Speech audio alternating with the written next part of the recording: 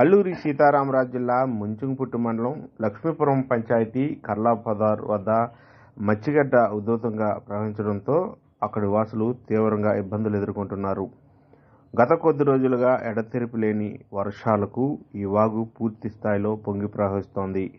ఇదే వాగు అవతల సుమారుగా 20 గిరిజన గ్రామాలు నివాసం ఉంటున్నాయి. అయితే ఈరోజు ఉదయం పశువుల మందను ఆయా గ్రామ పరిసరాల్లో మేపడానికి వెళ్లిన గిరిజనులు అటువైపుగా ఉన్న వాగు అవతల వైపు పశువుల మంద కొండపై చిక్కుకుంది. అయితే వాగు ఉధృతి నేటి ఉదయంలో పూర్తి స్థాయిలో పొంగి ప్రవహించడంతో స్థానిక గిరిజనులంతా ఆ పశువుల మందలో మేకల మందను అతి కష్టం మీద వాగు దాటించి గ్రామానికి చేర్చారు.